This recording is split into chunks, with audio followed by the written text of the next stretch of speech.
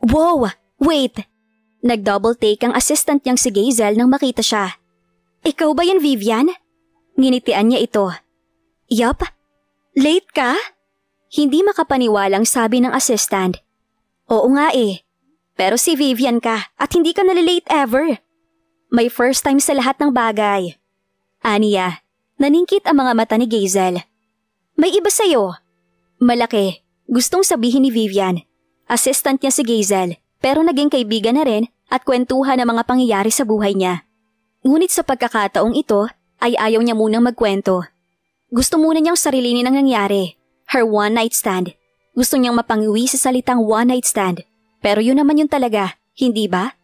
Klaro sa kanya iyon na maghiwalay sila ni Zack kanina. Kung ano't ano man, gusto niya ring aminin na swerte pa rin siya. Alam niya ang mga peligro, maaaring katambal ng ganoong sitwasyon. She could have ended up with a complete jerk or a sick pervert. He might be a reckless player, a heartbreaker even. Pero marunong itong magtrato ng babae na tama. Maaaring panandalian lamang iyon at may tuldok sa kanilang paghihiwalay. Pero tama sa maiksing panahong ibinibigay nito. Did she enjoy it? Oo naman. Ipokrita naman siya kung sasabihin niyang hindi. Uulitin pa ba niya? Hindi na siguro. Tama na ang isang karanasang ganoon. Unang-una, baka hindi na siya maging kasing swerte sa pangalawang pagkakataon. Pangalawa, binago ng isang gabi ang pinaniniwalaan niyang kaya at hindi kayang gawin. Pero kasabay nun ay mas naisip niya kung ano ang para sa kanya o hindi. At ang pinakahuli ay hindi niya yata kayang panindigan ng seryoso ang no emotional attachment rule ng ganoong klase ng relasyon. Nahirapan siyang magpaalam kanina. Nahihirapan ding bumalik agad sa normal na takbo ang buhay niya. Patuloy na ginugulo ang isip niya nang may nangyari mula kagabi at ng lalaking kasama. Nasa kalagitnaan siya ng pagsusulat ng isang report nang tanggapin ni Vivian na hindi niya kayang mag-focus sa trabaho. Kailangan niya mag-break muna. Kung pwede nga lang ay uuwi na lang siya, pero hindi pwede. Kailangan niyang matapos ang report ngayong gabi para siguraduhin nasa email iyon ng sekretarya ng boss sa umaga. Ipiprint ito iyon, kasama pa ng ibang manager's report na ipapamahagi sa monthly meeting nila bukas. Ang pwede niya lang gawin ay maglakad-lakad sandali. Bibili lang ako ng kape sa ibaba. Paalam niya kay Gazel. Nagtataka ang tingin nito sa kanya. Pero may coffee maker tayo, di ba? Parang gusto ko ng cold coffee. Aniya, gusto mo ako nalang bumili? Wala naman akong ginagawa rito. Hindi na. Tanggi niya. Ako na lang. May gusto ka rin ba? Wala naman. Pasado na sa akin ang brewed coffee rito. Okay, I'll be back. Nagmadali siyang lumabas ng opisina bago pa ito mag-usisa ng kung ano-ano. Mabuti na lang at lean hours kaya kaunti lang ang tao sa coffee shop.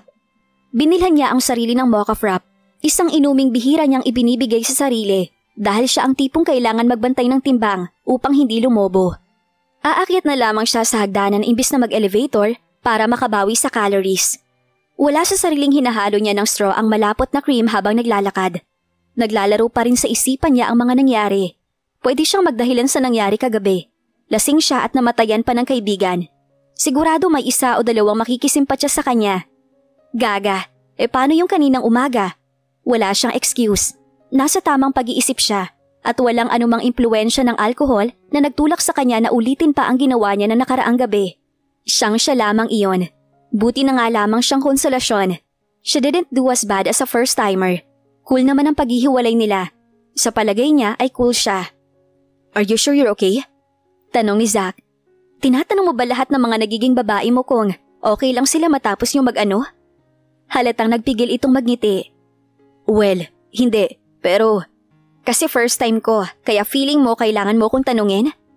Tila pinag-aaralan siya nito imbis na sumagot. Please, don't treat me differently. Kasi it embarrassed me and it's awkward. Ano bang normal na ginagawa sa ganitong sitwasyon? Sa pagkakataong ito, tuluyan ng humiti si Zack. Pwede tayo mag-breakfast o kaya ay magkape. Na-imagine ni Vivian na masaya nga siguro yon kahit wala siyang ideya kung ano ang pwede nilang pag-usapan. Muli niyang tiningnan ng oras sa cellphone. Wala na rin akong time para doon. May pasok pa ako sa work. Lumapad pang lalo ang ngiti ng lalaki. Na-realize niya tuloy kung gaano kaordinaryo ang pagbanggit ng ukol sa trabaho sa isang sitwasyong hindi naman ordinaryo para sa kanya. Pwede kitang itawag ng taxi. Ganun nga lang pala yon. Lalabas siya ng silid na yon, pagkatapos ay sasakay ng cab. Ganun lang palang pagpapaalam.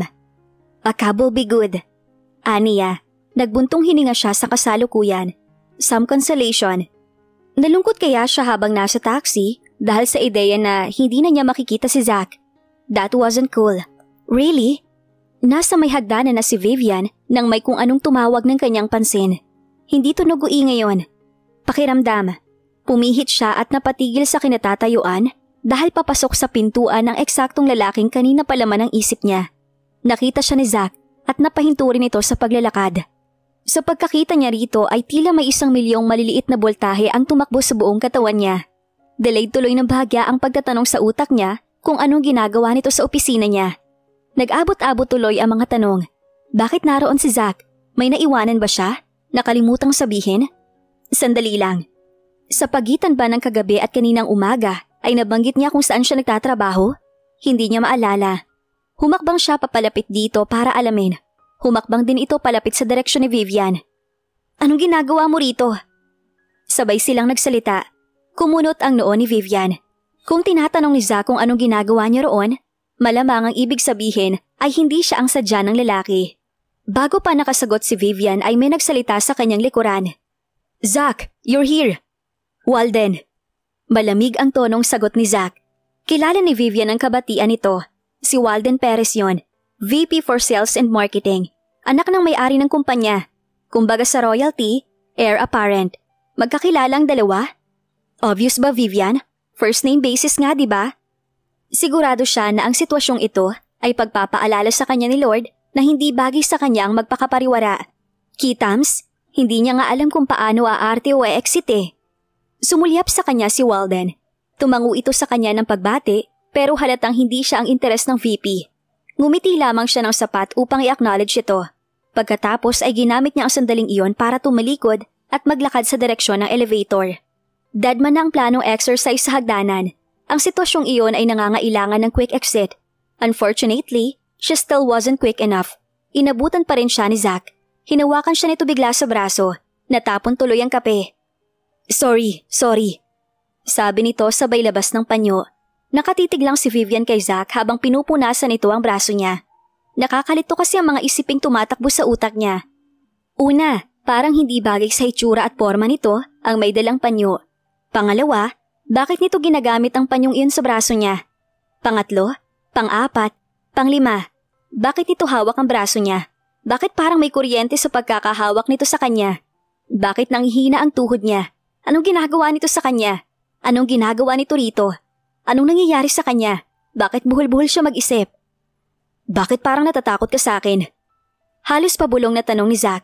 Siguro ay para hindi marinig ng mga taong biglang naglabasan sa bumukas na elevator sa tabi. Ha? Hindi ah. Leche, bakit ba siya nauutal? Hinaklit niya ang braso sa pagkakahawak ng binata. Bakit naman ako matatakot sa iyo? Ngumiti ito sa kanya.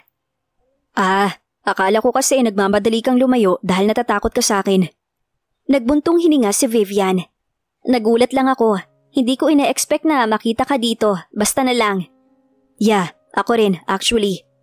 Tumingin si Zach sa paligid. So, you actually work in this piece of crap? Napabuntong hininga ulit si Vivian. How dare he call this a piece of crap? Para po sa kaalaman mo, top company itong tinutuntungan natin. Shelley's happens to be the #1 line of kids apparel in Southeast Asia. At maraming naiinggit sa aking mga classmate ko nung college na dito ako nagtatrabaho. Napatigil siya sa pagtatanggol sa pinagtatrabahuhan nang mapansing tila pinagtatawanan siya ng kaharap. Anyway, bakit ko ba yun ipapaliwanag sa'yo? Ngayon, nasagot ko na kung anong ginagawa ko rito.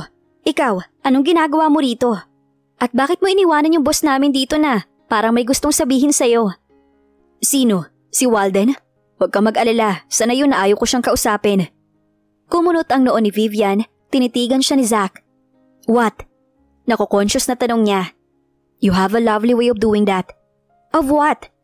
Pagkunot ng noo, muntik na siyang mahulog sa high heels niya. What the Zach, what are you doing? Hinihintay ka na ni Daddy sa itaas. Nagsalita ulit si Walden Perez malapit sa kanila. Hindi man lang napansin na nakalapit na si Walden sa kinaroroonan nila. Nagbuntong hininga si Zach. Naramdaman ni Vivian ang iritasyon nito sa instrusyon ng lalaki. 18th floor, right? I'm pretty sure I can find my way there. Sarkastikong sabi nito kay Walden bago muling ibalik ang atensyon sa kanya na para bang wala ng ibang tao sa tabi nila. Just be quick, okay? Sagot ni Walden. Sa pagkakataong ito ay mas may interes na ang iginawad ng VP sa kanya bago sila iwan. Ibinalik ni Vivian ang tingin kay Zack at natagpuan itong nakatitig pa rin sa kanya. Naramdaman niya ang automatikong pagkunot ng noo pero agad niyang itinama iyon dahil baka mapagbintangan pa siyang nagpapa-charming dahil lang nasabihan ng Lovely ang pagkunot ng noo niya. Hindi mo pa sinasagot ang tanong ko. Sabi ni Vivian kay Zack. Ano nang ang tanong mo? Magbubukas siya ng bibig para ulitin pero inunahan na siya ulit nito. Oo nga pala. Anong ginagawa ko rito? Ipinatawag ako ng boss sa penthouse. Hindi muna nagsalita si Vivian. Sa halip ay naghintay siya kung may paliwanag ang bakit naman ito ipapatawag ng may-ari ng kumpanya. Ang sunod na tanong sa utak mo ay kung bakit niya ako ipinatawag, hindi ba? Pagsasaboses ni Zack sa tanong ni Vivian. Yes. The boss happens to be my father. Say what? Nagpatuloy lang ito sa pagsasalita habang nakanganga pa rin si Vivian. Truth be told, hindi ako gaanong ka-excited na makita siya. But see, this company that happens to be the #1 line of kids apparel in Southeast Asia? Ulit nito sa deskripsyong ibinigay niya sa kumpanya. Unfortunately, it belongs to my family. Isinarado ni Vivian ang bibig. Ibinuka ulit iyon para magsalita pero muli ring itinikom dahil hindi niya alam kung ano ang dapat niyang sabihin sa impormasyon. May narinig siyang bulungan tungkol sa isang bunsong prodigal son sa kung saan. Hindi siya nainteresado sa mga ganoong chismis. Hindi rin naman kasi ito ang tipo ng kumpanya na malapit ang mga boss sa empleyado para maging laman ng totoong interes niya. Pero ngayong nasa harapan niya si Zack, nahiling niya na sana ay mas naging interesado siya sa mga bulungan. Ano nga bang meron tungkol dito? Look, I'd love to stay here pero baka ipasundo na naman ako rito. We can't have your vice president running all over the place para lang siguraduhin hindi nagbago ang isip ko sa pagpunta rito. Of course. Iyon ang tanging nakaya ni Vivian na sabihin. I'll find you later. Kaswal na sabi nito. Kinindatan pa siya ni Zack bago siya iwang nakatigagal sa harapan ng elevator. His name is Zachary Perez, named after his lolo, sa mother's side. Sabi sa kanya ni Gazel. Pero teka muna, bakit pa bigla ka naging interesado sa Rebel Son? Hindi pinansin ni Vivian ang tanong ng assistant. Anong alam mo tungkol sa kanya? Everything. Nakangising sagot ni Gazel. Bakit? Anong bakit? Kasi po may mga taong may interes sa ibang bagay liban sa work. Di tulad ng ibang workaholic dyan. Aba, syempre hindi ba magandang topic sa pantry at kapihan ng rebelding anak na nagliliwaliw lang sa buong mundo, lalo na at balitang super gwapo pa sa personal. Wala pa rin nakakakita sa inyo sa kanya? Syempre wala pa. Sa pictures pa lang. Hindi naman siya dumarating sa company events kasi I am sure kung naka-attend na siya, di sana nakilala mo na rin. But anyway, since gwapo si Walden at saka gwapo rin yung tatay nila, at sabi nila, catalog model daw dati ng Shelly's ang mami nila. Inassume namin na gwapo rin si Rebel Son. Di ba naman, he's what you call an urban legend, girl? Tell me. 30-year-old man boy has the family's money minus the responsibilities. Mountain climber, nag-hike sa Himalayas, a skydiver, deep sea diver, surfer, parkour, womanizer. Yun, sabi nila noong bata siya, malimit pa raw tumambay dito. Sabi rin sa alamat, saka child prodigy of sorts siya kasi nahuhulaan niya parati kung anong sunod na papatok na fashion. Pag pinakitaan siya ng mga designs, at age 7 yun ha, kaya daw super lumaki ang Shelly's dahil gawa niya. Anong nangyari? Basta nung namatay daw ang mami ni Zack, hindi na siya ulit bumalik dito. And, ayun, edi pinalaki silang dalawang magkapatid ng daddy nila. Isang kuya na achiever at super responsible at saka isang laglag. Crush ng bayan yung kuya, pero sexy, reckless, mystery man na dream maka-affair ng lahat ng girls yung bunso. Pagkatapos, Hay, ano ka ba naman Vivian? Alam ko lang ng gusto kong malaman. Hello, mas may attractive pa ba doon na isa siyang alamat? Kaya masaya ang kwentuhan kapag may bagong sighting sa kanya kung saan-saan. O kaya naman, random pictures na nahanap sa Facebook. Sightings? Alien lang ang peg? Urban legend nga. So you know, everything and nothing about him. Napabuntong hininga siya. It was a juicy story. So there was a prodigal son, indeed. Ano na nga ang istorya sa likod ng tila alamat na lifestyle na meron ito? Isa pa lang iyon sa mga tanong sa kanyang isip na patuloy na gumagambala sa kanya hanggang makabalik siya sa kanyang silid at magtangkang bumalik sa trabaho. Vivian, okay ka lang ba? Tanong ni Hazel na nakatayo sa harapan ng desk niya. Itinaas niya ang paningin. Yeah, oo naman. Bakit? Kasi paubos na ang ballpen mo dahil kanina mo pa kinakagat. Tiningnan niya ang tinukoy ni Hazel. Agad na ibinaba ang pen. Isa iyong pangit na habit, alam niya. At matagal na niyang pinipigilan ang sarili niyang gawin iyon. Pero nakakalusot pa rin sa mga ganitong pagkakataon na malalim ang iniisip niya. Kanina ka pa parang wala sa sarili. Dagdag ni Hazel. May iniisip lang ako. Pinatirik nito ang mga mata. Obviously, umupo si Vivian ng diretsyo. It won't do if her stop got fresh with her just because she was so out of it. May kailangan ka ba? Tanong niya. Magpapaalam na sana ako. It's 8 na. Oh God, ni hindi niya napansin ang oras at kailangan pa niyang balikan ang ginagawa niya. Okay, sige, go ahead. Okay ka lang bang maiwan dito? Tumango si Vivian. Oo, aalis na rin ako mamaya. Tatapusin ko lang to. Okay, ingat ka. Umalis din si Hazel kaagad. Kailangan ni Vivian na pilitin ang sariling ibalik lahat ng atensyon sa trabaho. Kailangan niya mag-concentrate kung ayaw niyang abutin ng madaling araw doon. Nang sa wakas ay naipadala na niya ang email, ay nagsarado na siya ng opisina. Nagulat pa siya nang mabungaran si Zach paglabas niya ng gusali. Kaswal ang pagkakasandal nito sa podium ng security guard. Parati ka bang nagtatrabaho na ganitong oras? Sinubukan niyang pantayan ang pagiging kaswal nito. Nagkibit balikat siya. Minsan, mas late pa. Bakit nandito ka pa? Hindi ba sinabi ko sa'yo kanina, I'm gonna find you again? Hindi siya naniwala dito, kung kaya marahil para may nagsasomersault sa loob ng puso niya nang mapag-alamang tinupad nito ang sinabi. Pinilit niyang itago ang ngiting nagbabadya sa labi niya. Dinner tayo? Yaya nito. Bahagyang tumaas ang kilay niya. Dinner ng 1:00 ng umaga? Bakit? Nag-dinner ka na ba? Umiling siya. Sa pagitan ng distraction sa utak niya at dami ng trabaho, hindi na niya naalalang kumain. Then it's still dinner. Konklusyon nito, nag-alangan siya. Anong gagawin niya sa dinner kasama ang lalaking nakasama niya sa kama, samantalang wala naman silang emotional investment sa isa't isa. At ngayon ay nadiskubre niyang boss pala niya pero hindi naman active na boss. Nagpatuloy lang ito ng pagsasalita sa harap ng alinlangan niya. Nagpapakabasa ka sa ulan, nagtatrabaho ka hanggang madaling araw at nagpapalipas ka ng gutom. Magkakasakit ka sa ginagawa mong yan. Sabi ko nga sa'yo, hindi ako madaling magkasakit. Huli nga ako nagkasakit ay nung nahimatay ako nung high school pa dahil anemic ako. Pero resulta yun ng ilang araw niyang pagpupuyat para sa exam. At saka...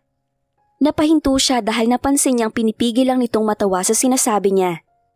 At hindi iyon ang punto ng usapang to. Hindi ako pwede magpa-late dahil maaga pa ako bukas. Aniya, 30 minutes lang. You know, I'm really hungry dahil kanina pa ako naghihintay sa'yo rito. Please, pakiusap nito. Naaalala niya rito ang pamangkin niya kapag may hinihingi na pinag-iisipan pa niya kung ibibigay niya. Mukha itong nagmamakaawang 10 years old.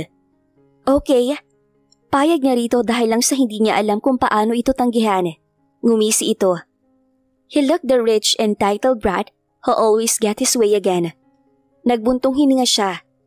Urban legend man o hindi, isa lang ang sigurado niya. Nahuhulog siya sa misteryo nito. What is it exactly that you do? Tanong ni Vivian habang inilalapag ng waiter sa harapan niya ang pangalawang tasa ng after-dinner coffee. O breakfast na ba yung matatawag? I'm a professional bum. Walang pag-aalinlangang sagot ni Zach. A what? That's my profession. Maging bum. Thus, I'm a professional bum. Gusto niyang batukan ng lalaki tulad ng ginagawa niya sa pamangkin niya kapag natatawa at nakukyutan sa pagiging smartass nito. Pero ayaw niyang ipahalata. Pinaganda mo lang pakinggan. Ang ibig mong sabihin ay jobless ka at palaboy-laboy lang. Ouch! Sumimsim si Vivian ng kape bago nagkibit ng balikat. Oh, well, I guess you can afford it. I'm very low maintenance, ha? Napasinghal siya. Low maintenance, sir as. Nakatira si Zach sa hotel at ang pinagdalhan sa kanya nito para kainan ay hindi matatawag na mura. Oh, well, magkaiba lang siguro tayo ng matatawag na low maintenance. Maybe? Ang binata naman na nagkibit balikat. Ikaw, matagal ka na ba sa Shelley's? Oo, fresh graduate pa lang ako, doon ako nagtatrabaho. Nag-practicum ako sa isa sa mga provincial factory nyo. Tapos pagka-graduate ko, nag-apply na ako. Ibang posisyon talaga ang gusto ko, pero walang opening. Kaya inalok nila akong ipagpatuloy na lang yung practicum position dahil ayaw naman nila akong pakawalan. Nakita na siguro nila na pagdating ng araw, magtatrabaho ka hanggang madaling araw para sa ikabubuti ng kumpanya. Tapos gagawin ka nilang manager para hindi nila kailangan magbayad ng extra for overtime? Napansin ni Vivian ang paggamit nito ng salitang nila kapag tinutukoy ang Shallies na para bang hindi ito kabahagi ng kumpanya. Wala ka bang intensyong magtrabaho para sa kumpanya nyo? Napansin niya ang pagdilim ng mukha ng kaharap, pero sandaling-sandali lang yon. Parang ang nai-imagine niya lang. Agad nito iyong binawi ng isang ngiti. Wala akong balak magtrabaho. Period. I kinda like my life as it is. Thank you. Lucky you. Hindi ka nag-agree? Ani Zach. Hindi yun tanong. Hindi ko naman kailangan mag-agree sa lifestyle mo. That's your choice. Pero naniniwala kang dapat nagsusumika pa mga tao. Pinatapos ko ng college ang sarili ko, Zach. I've been working ever since I can remember. Siyempre, yun ang iisipin ko. But, muli siyang nagkibit-balikat at nginitian si Zach. To each his own, right? Itinaas ni Zach ang tasa ng kape. To each his own. Naghalong baba si Vivian.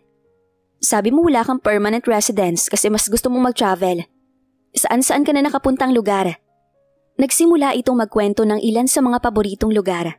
Naaliw siyang makinig dito. May kung anong charming sa isang tao na nagkukwento ng tungkol sa isang trip sa Andes o sa province at kahit na sa Prague na para bang kasing simple lang ng pagpunta sa Intramuros ang pagpunta sa mga ganong lugar. Samantalang nakapaskil ang mga larawan ng mga lugar na ikinikwento sa corkboard ni Vivian sa bahay. Listahan ng mga lugar na pangarap niyang puntahan pagdating ng araw. Pinag-iipunan pa niya.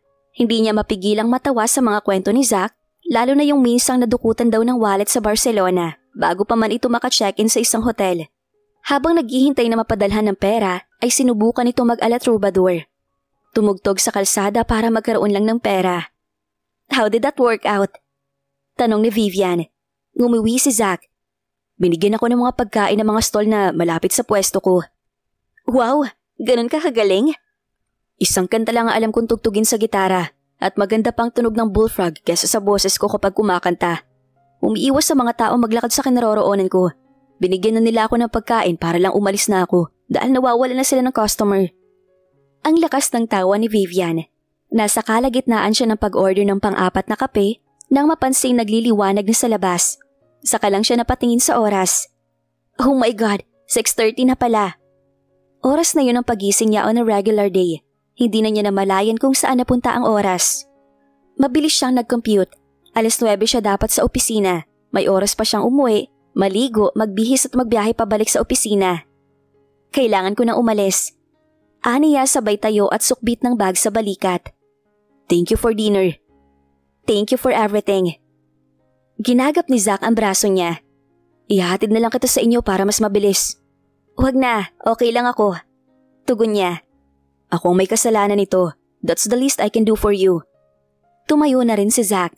Hindi alam ni Vivian kung bakit nang sandaling iyon niya napuna ang mga stubble sa gilid ng mukha ng binata. Hindi niya alam kung paanong hindi niya nakita kung paano nagsilabasan ng mga yon. O kung bakit nang mapansin niya yon, ang una niyang gustong gawin ay haplusin iyon ng palad niya. A lack of sleep can cause dementia. Sabi niya sa sarili, hindi niya sigurado kung may scientific basis yon. Pero magandang ebidensya noon ang isipang tumatakbo sa utak niya, pati na rin ang pagpayag na magpahatid pa rito. So this is where you live? Saad ni Zach nang pahintuin niya ito sa tapat ng isang hilera ng mga apartment. Yup, doon ako sa dulo sa kaliwa. Just in case makalimutan mo dahil magkakamukha sila. Pagkasabi noon ay nag-init ang pisngi ni Vivian. Tunog umaasa na babalik ito. Salamat. Mabilis na sabi niya bago hawakan ang bukasan ng kanyang pinto para bumaba na. Sandali lang. Pigil ni Zach sa kanya. Gaano ka katagal maliligo at magbibihis? Ha? Mga 30 minutes max siguro. Bakit naman? Mabilis lang pala. Hintayin na kita para idaan na ulit kita sa office mo. Doon din ang daan papuntang hotel. Naku, maghihintay ka pa. Baka mahirap sa'yo. Hindi mahirap para sa akin. Panidigurado nito. Pwede naman ako matulog mamaya pagkahatid ko sa'yo. You know, As moms, we tend to have a lot of time in our hands. Natawa siya. Sige na nga, baba ka muna. Okay. Sobrang bilis ng pagpayag ni Zack. Tiningnan niya tuloy ang binata ng masama. Ngumisi lang ito. Magbebehave po ako and I promise I won't touch anything. Natawa na lang ulit si Vivian. Sa totoo lang, bentang-benta sa kanya mga ginagawa at sinasabi nito. Pagkapasok nila ng silid ay iginala nito ang tingin sa sala.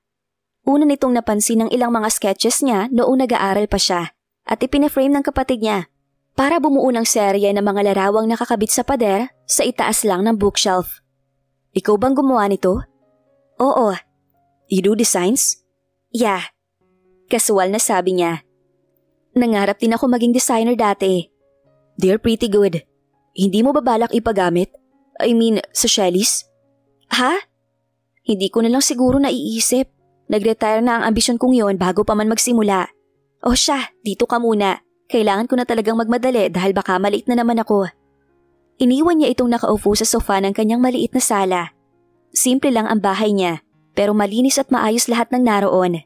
At proud siya ron dahil pundar niya mula appliances, furnitures hanggang sa maliliit na dekorasyon na nakapatong sa ibabaw ng mababang bookshelves na naglalaman ng mga kinolekta niyang libro mula pa noong college.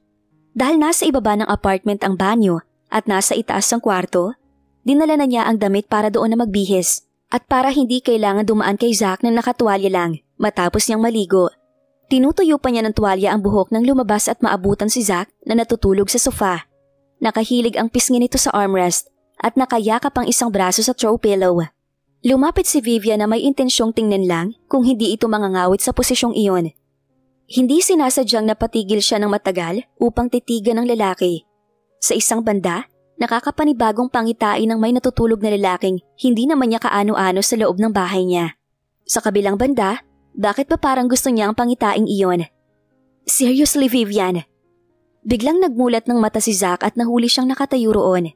Sigurado siyang nag-evaporate lahat ng tubig sa buhok niya dahil sa pag-iinit ng mukha niya. Magbibihis lang ako. Aniya sabay nagmamadaling umalis sa harapan nito. Parang narinig niyang natawa pa ito, pero hindi na siya lumingon para siguraduhin. Nang muli siyang pumanaog ay nakaupo na si Zack at mukhang kakatapos lang makipag-usap sa cellphone. Okay na ako. Ani Vivian, inangat ni Zack ang tingin mula sa cellphone patungo sa kanya. Sabay nginitian siya nito ng isang ngiting. Maaari niya lang isalarawan gamit ang isang salita. Mischievous. Tumayo ito at isinilid ang cellphone sa bulsa.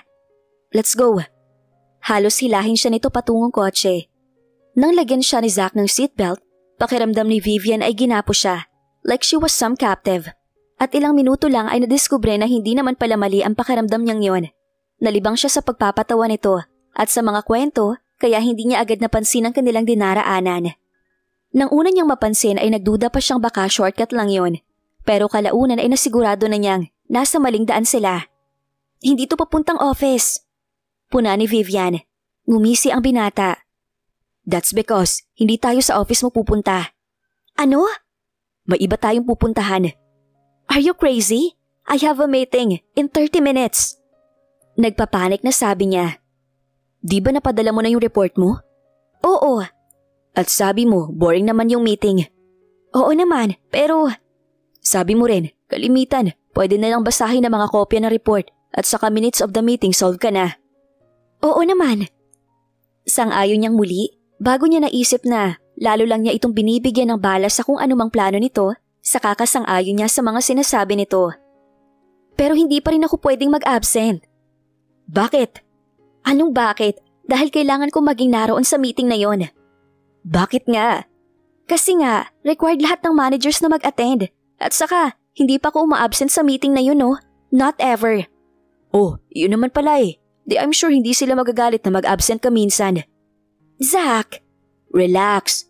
Hindi ka magsisisi na sumama ka sa akin. Sabi nito. For the record, hindi ako sumama sa'yo. This is kidnapping. Empatikong sabi niya. Sa isang banda ay parang ganun nga ang nangyayari pero wala naman siyang nararamdamang takot. Sa halip ang nararamdaman niya ay yung excitement na nararamdaman ng isang tao kapag patungo ito sa isang adventure. Para yung thrill na nararamdaman kapag nasa tuktok ka ng jungle logjam sa Enchanted Kingdom. at natatanaw mo ang kahuhulugan ng bangkang sinasakyan mo. Pinagtawanan lang siya ng lalaki. "You're cute," sabi bago guluhin ang tuktok ng buhok niya na para siyang grade 3. Aaminin na niya, kinikilig siya, and she knew that she was in a whole lot of trouble. "You are officially a bum for a day." Deklara nito nang makarating sila sa isang country club sa bahaging Tagaytay. Para siyang isang palaaral na batang pinag-absent ng magulang sa school para dalhin sa amusement park. Pero sa halip na amusement park ay isang playground para sa nakatatanda ang country club na yon. May horseback riding, cable cars at putting green para sa tulad niyang hindi marunong pero gustong magsimulang matutong mag-golf. Ilang klase ng cafe at restaurant ang maaari niyang pagpilian. May swimming pool, man-made lake, mini zoo at kung mapagod ka sa maghapon, naghihintay ang spa and wellness center. Anong una mong gustong gawin? Tumawag sa opisina para magpaalam. Ay hindi pala, mag-isip ng dahilan para sabihin sa opisina kung bakit wala ako. Tapos kailangan kong tumawag sa... Tss! Palatak nito. "You are one hopeless case. Come on, just text that you are taking an emergency personal leave." Ha? At pagkatapos, hindi mo ba alam? Kapag dinagdag mo ang salitang personal, hindi na sila nagtatanong kung anong dahilan. Face value ang pagtanggap dun. The man was impossible. Inirapan niya ito bago ilabas ang kanyang cellphone. Iniisip pa rin niya ang dahilan habang nagdadial. Late na nga siyang magpaalam sa lagay na yon, palatandaan ng 5 text na Gazel na nagtatanong kung nasaan na siya. "Hello? Vivian, nasan ka na ba?" Bungad nito pagsagot ng telepono. Nagsimula na bang meeting?" "Hindi pa. As usual, late dumating ang mga tao, tapos nagkakape pa muna. Pero tinatanong na nila kung nasan ka na." "Nasambit ko ng report ko so we should be covered already. Hindi ako makakapasok kasi." Hindi nito pinatapos ang pagpapaliwanag niya.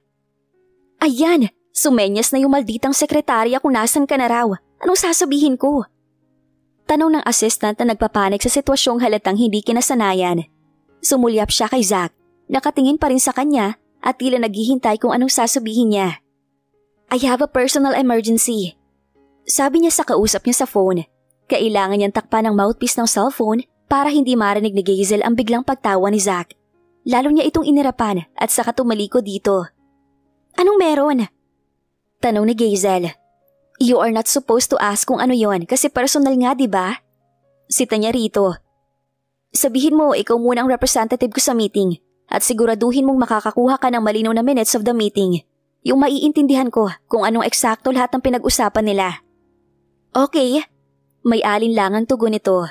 Pagkababa ni Vivian ng telepono ay saka lamang siya humarap ulit kay Zach. "Well," nakangising tanong nito. Namewang siya. "Kailangan mo akong turuang mag-golf. Matagal ko nang gustong matuto." "Done." Tugon nito bago ialok ang braso sa kanya. Kumapit siya sa binata. "Saan tayo pupunta?" "Kailangan mo ng golf outfit." "Saan tayo kukuha noon?" "May shop sa loob ng sports apparel." Nito. Napakompute siya sa utak niya na kung hanggang magkano ang gusto niyang gastusin para sa isang set ng outfit na hindi naman niya parating masusuot. Namili siya ng pinakamalapit sa halagang yon at sinabing yun ang gusto niya. Pero nang iabot niya ang pambayad ay tinanggihan iyon ni Zach. "I'll take care of it." Simpleng sabi nito. Pero simulang protesta niya. "Don't worry about it. Kung gusto mong makabayad sa akin, kailangan mong i-enjoy ang araw na to na walang iniisip na kahit anong trabaho o gastos." "Bakit mo to ginagawa?" Tanong niya.